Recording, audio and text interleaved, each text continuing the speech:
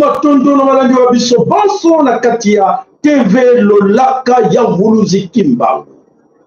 Bienvenue sur notre chaîne TV Lolaka ya Nguluzi Kimbangu.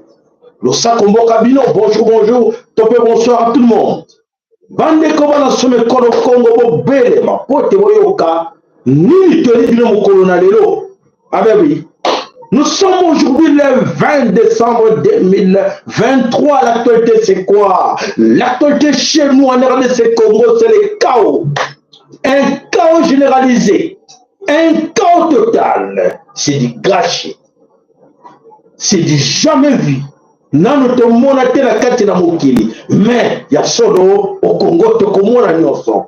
Pour les gens qui ne nous croyaient pas, qui croyaient qu'on faisait des blagues, quand on disait Chilombo, Oko Samba, président Moko la kati na mokili, nano asamba la kola yote. Oyeba kite. Chilombo na lobela ngai moto ali boso, na yolisi dans le lac Nguluzi Kimbangu. Keba papa. Et voilà mes chers amis, c'est la grande confusion. C'est la grande confusion. Et Zali Korené na bango. Et alors, c'est quoi la confusion? Qu'est-ce qui est là-bas, la carte de Congo? Et alors, on va leur dire que ce sont les risques. Ce sont des risques. On va créer les bango na katina ba serveur na bango. Mais arrêtez. Ce ne sont pas des risques. Bande connaît bandeli. Neusibino que ezali ba risque. C'est la confusion divine. C'est là. Bona nanga bien. Bana mama kongo bona nangai. Poete o azana mato ya koyoka yoka. O azana miso komona amona. Poete bilembo nyonso o ya temps de bisaki bino ekoki. Ntango yifueni. Qu'est-ce qu'on vous a dit? Tant que bisaki bino que c'est la fin de l'ère hégémonie. Que l'hégémonie est hégémonie occidentale. Et les gens ne nous croyaient pas que fin il y a système. On y va imposer dans le monde. Soukanango et Kozana na Congo. Soukanango na mboka ya Nguluzi Kimbangu dans Tungunwa. Soukanango na mboka ya Mama Kipa Mitandona. Soukanango et Sika Nzambe apiwana jardin na ye. Soukawana. Eh bien, qui ne nous croyait? Personne ne nous croyait. Et maintenant, Bilembo yango ekoki. Katumi kuna. Non, Félix Chilombo Lingo tricher. Félix Chilombo, incroyable. Oui, gouvernement en place qui déclare que non, c'est les opposants, Balingi va tricher. Papa. Est-ce qu'il y a un Kamolo Baka? Non, le Salaka Chilombo. Est-ce qu'il y a un Nyonso? Oui, il y a un Nyonso, il y a un moto bimisa. Mais chose qui moto pesa ya Boania, il fallait depuis longtemps le baquet. Ah, papa.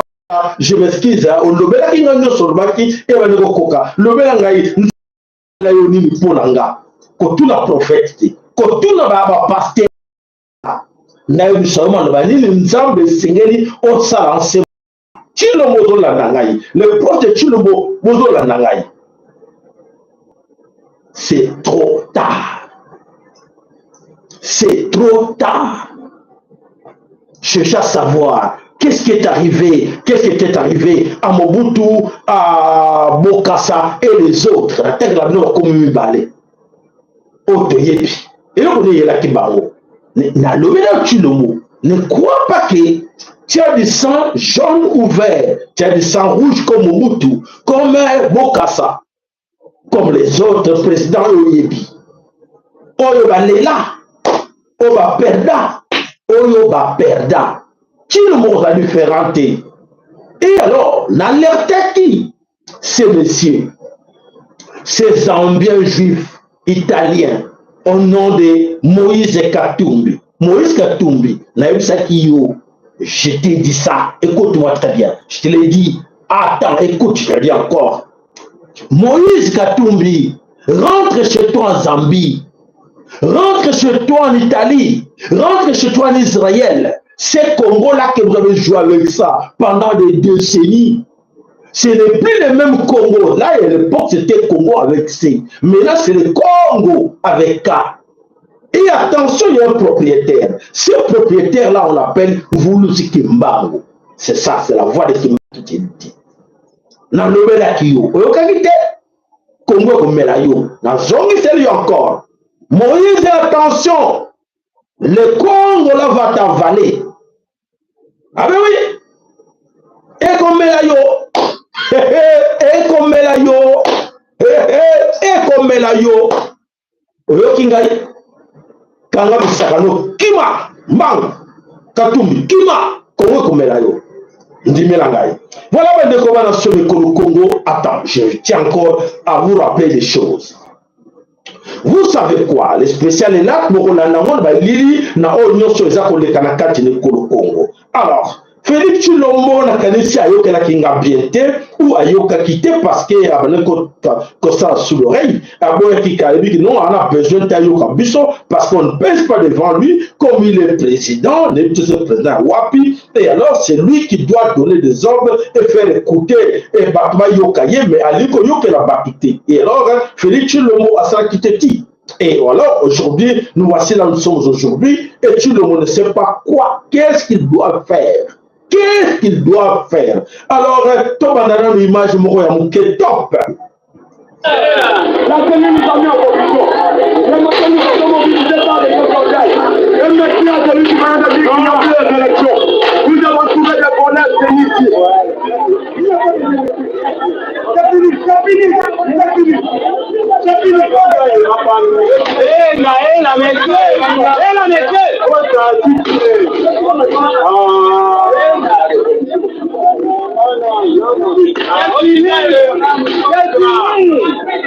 Voilà, l'extrait là.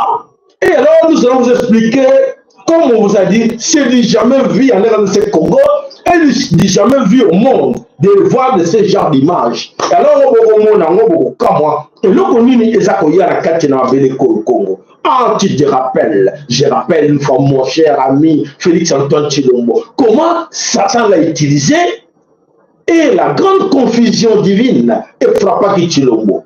Souvenez-vous encore, Bogokamwa, quand le pape est arrivé au Congo, le pape nous appelait, vous êtes des diamants.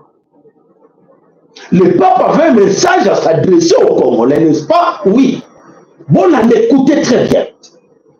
Le pape a osé, a essayé plutôt, a essayé de demander pardon aux Congolais, a essayé, parce que sa mission était d'arriver au Congo et demander pardon aux Congolais. Qui l'avait interdit de demander pardon aux Congolais? C'est Félix-Antoine Tshilombo.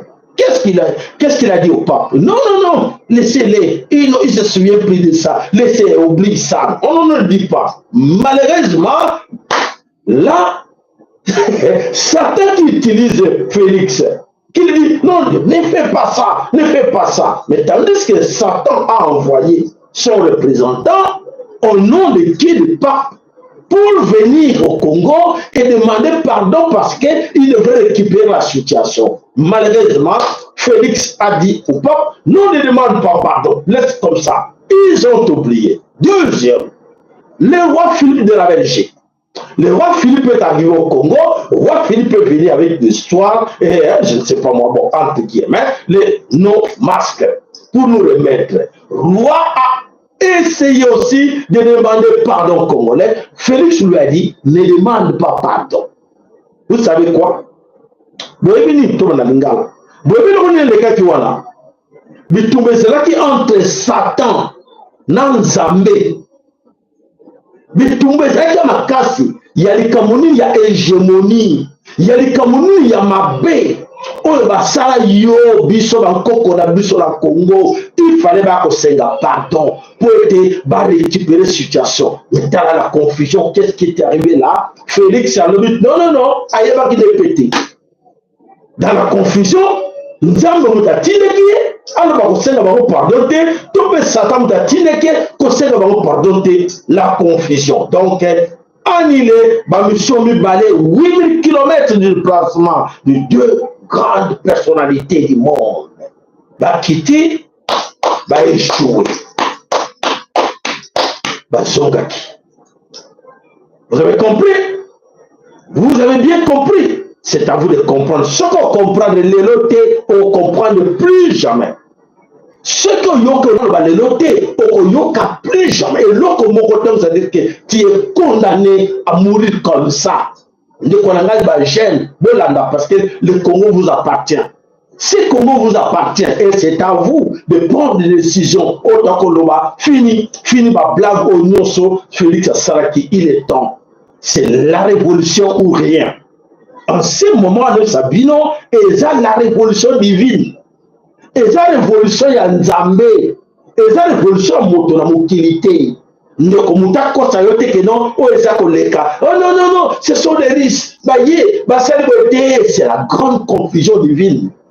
Comme le Bango, Jean-Pierre Bemba et Félix s'attaquent à Moïse Katoumi. Moïse Katoumi s'attaque à Jean-Pierre Bemba, na Félix. Donc c'est la grande confusion.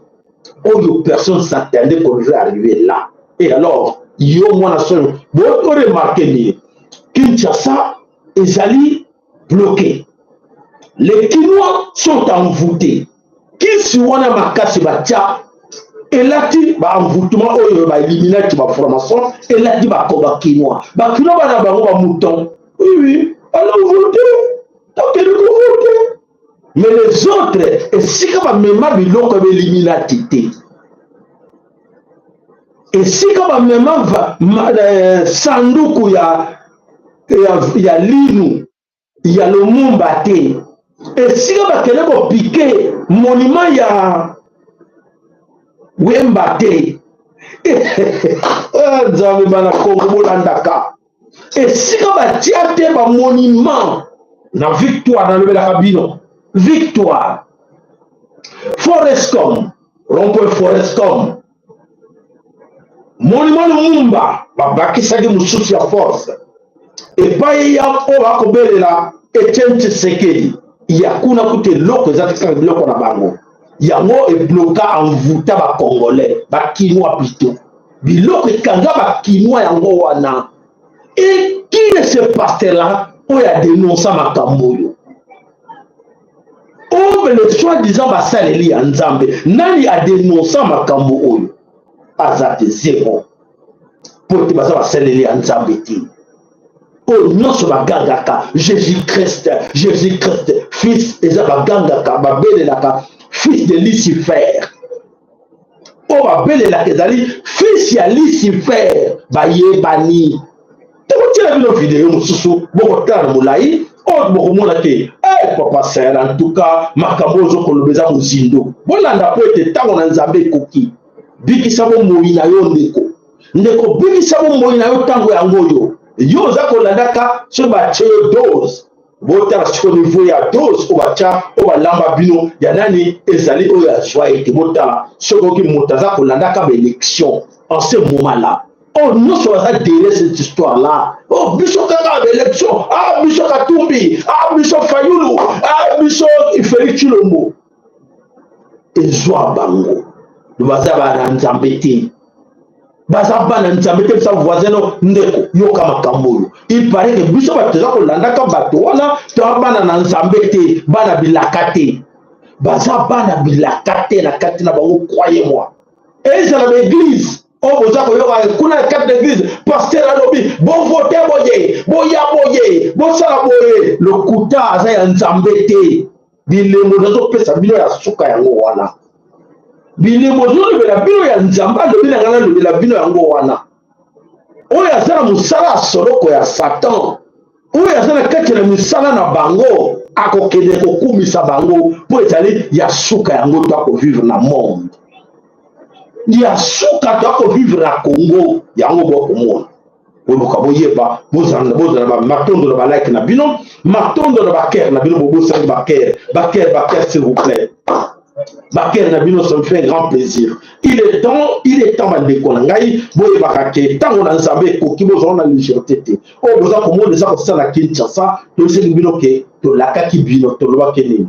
Oh, et que Kana Congo, nanu et salama na monde te. Oh, et que Kana Congo, et salama nanu na monde te. Bon dimarité, wana ne bande.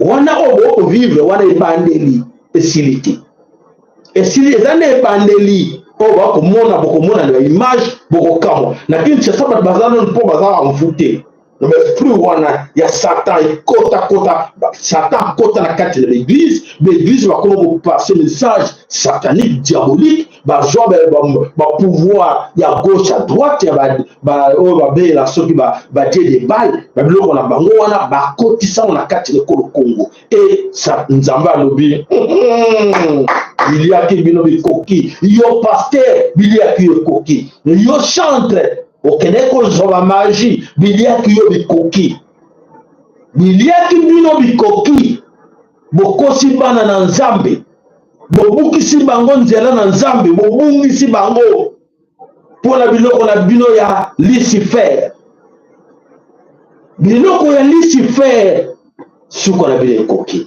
Alors pour votre information Sabino, l'église catholique a légalisé mariage homosexuel. Bozala boko monango na bilili boko yoka yango ezali akoyinda po ete Satan palobi tango na ngai ekoki na koboma na sute na kolakisa bino ke nazalaki na esika boye nazalaki na ndako ezalaki yanga ekoboma na sute boko vivre yango bozala na chance de vivre ça na tango oyo bakopeli tokopelela ère du verseau bamosusu bayebaka te ère du verseau yango ndini bamosusu bayebaka ère ya verseau ke apapa salibaka so mopepe ya verseau et ère du verseau ezali bouleversement na monde oyo ntango ya lokuta tozalaki na poisson ekenda tokóma na ntango ya vérité okobomba yango lisu te et tolobelaka bino oyo tobelelaka fin ya hégémonie occidentale. L'hégémonie occidentale eza motu te eza kongo ya motu te mais ezali système oyo ya domination ya suprématie oyo eya na kati na mokili badomine sur le faible comme biso na Congo, va dominer sur le faible. Il y a l'Africain, on va faire croire que oui, nous sommes les démocrates, nous sommes là pour vous aider, nous sommes là où on vous amène des bonbons, des biscuits, nous sommes là pour l'aide humanitaire dans un pays où ils sont riches. Et Bango a créé l'hégémonie de Bango, comme si Bino a parlé aussi, beaucoup de pauvres. Pour y battre, pour mengo ya bino, onza batie na bino. Pour ceux qui ont yébi en même temps, beaucoup de gens c'est quoi ça? Mais ma pauvre, mais pour moi, bino, vous dépendez d'eux. Vous dépendez d'eux pour dépendre d'eux. Vous dépendre de la France. France n'a pas eu la maille, France a eu le biscuit, France a eu l'humanité, France a eu la paix, France a eu la diplomatie, France a eu la leçon morale, France a eu la politique. Rien. France, il doit apprendre chez toi. France doit dépendre de toi. Bena Congo. Bokinga malamu. Matondo pour la bino oya yoki et kozale sengo mingi à transmettre nandeko na ye. Voilà oya yoki te ezalié parce que ba na kufa bazana kati na biso wana. Ba na soloka bazana kati na biso. Bona na bangote, bona ba commentaire na bangote ba yebike vérité bini. Vérité ça la passe dans moment où bon bazana kati na lokuta dans le mensonge ou bwenge ba tuti comme na monde ya créé tuti baza wana. Ils sont là bango passe. Donc, ça dit passe le quoi au Abega l'a dit Mouya. Donc, tout le Rwandais a tremblé. Oh, vérité bimi. Oh! Voilà, les papers, Bobangate, Nzabazana Biso, donc ça m'a kamouchi na mokili ko kawake, ya solo, ba oyo baza bana na Nzambe. Yo mona na Nzambe, ko banda lelo, ko yo kolanda omusala satante. Kolanda yango te mona bilaka okolela. Oh, papa, ça, non, il est temps de bénéficer du Félix. Félix, le va la vérité. Le va la vérité. Félix n'a jamais dit la vérité. Regarde, Jean-Pierre Bemba à 4 Liboudou. Et où va finir Jean-Pierre Bemba? À cause de la Or, parce que déjà, kuna ebandeli koye mabe. Alors, ayoka ki bisote, toloba kiamo, ayoka nite. Voilà l'histoire negenini, toi ko vivre en kaka na mokili oyo. Matondo na bino, matondo na balek na bino, matondo na ba Pierre na bino, c'est la révolution ou rien. Et tant que la révolution est bénie, yo so landingai malam. Seigneur na yo, tika makambu zoba, oya Satan, oya Illuminati, oya ba franc-maçon, oya ba démocratie, oya ba vote, tika yango. Et gens aloba nzambe alobi tika yango. Yango nem de kanga yo, osala bolole pendant des décennies. Pendant siècles, depuis 1885, tant qu'on a eu la libération coquille, tant qu'on a eu la coquille, il est ça voisin. Le voisin, il est ce que les bandeli, il y a solo marcher ensemble avec la vérité. Comme marcher dans le couteau à cause qui avant. Voilà, tu as une image tout de suite là. Maintenant, allez, à tout de suite.